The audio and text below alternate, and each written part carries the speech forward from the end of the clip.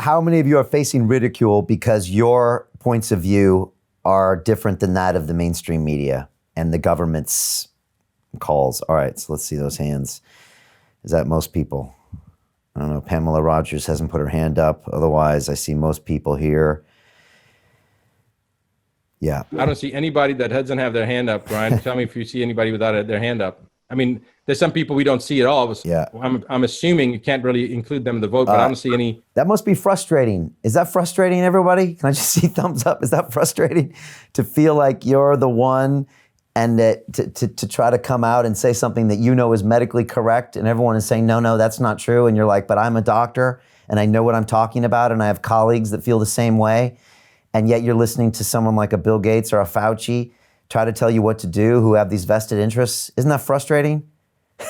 Yeah. How many people feel frustrated? Raise your hand on this again one more time. Because now this is like, look at the number of heads, even hands waving and heads saying yes.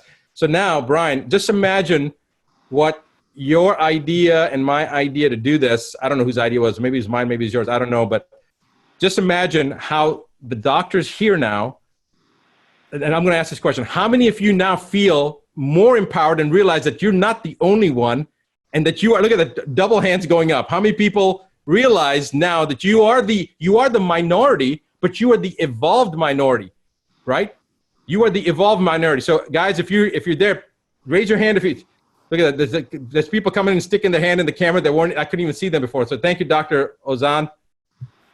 The people, everybody, just, raise your hand. So see, Brian, this is the power of what we just did, is to help other people realize that you are not alone, that there are many people that understand what's going on. Now, there's a lot of people that don't understand, but they're buying the Kool-Aid, right? They're drinking the Kool-Aid. They're participating in the same misinformation campaign, which is, again, designed, it's orchestrated, it's been planned this way. That's why they call it a pandemic. And this goes all the way back to Project Mockingbird after the John F. Kennedy assassination, where the CIA started to infiltrate the media, Hollywood, with an agenda to brainwash people.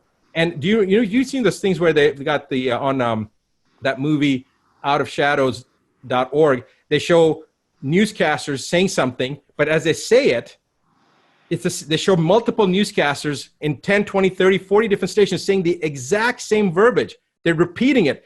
You had David Icke on. David Icke talks about the programming of repetition. So now look how many doctors we have here. So we should have everybody make a statement. We should have somebody, if we could say the same thing where everybody's saying it, and then that's what one of the things Mickey and I talked about, where all the doctors can make a statement at the same time, so we can show what the true consensus among the medical profession, among those that are aware, those that are open and receptive to using their own brains, not buying into the rhetoric that's being fed to us by mainstream media. I mean, I'll give you an example. If anybody's had any kind of example like this, a doctor talks to one of the doctors in my clinic and says, yeah, this is such a terrible thing. The ERs are swamped and blah, blah, blah, blah, blah, blah. And then he shows a video of the ERs. So she shows it to me, I'm looking at it, and in my slowest ER in my entire life, it was busier than what I saw this particular ER footage that he was showing. So I said, well, that doesn't look like a busy ER to me. So I asked him, is that a typical ER day for him?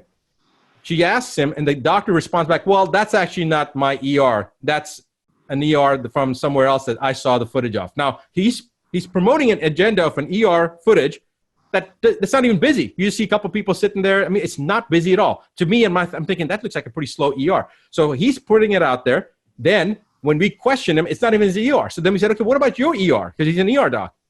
Oh, well, our ER is not really that busy.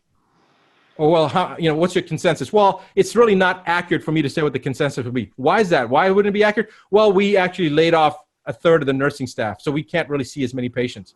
Well, why would you lay off people during a pandemic?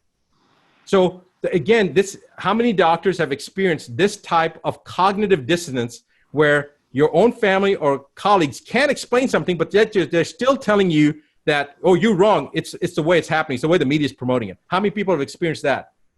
How many people have experienced cognitive dissonance from people that they know? Okay, raise your hand if you have.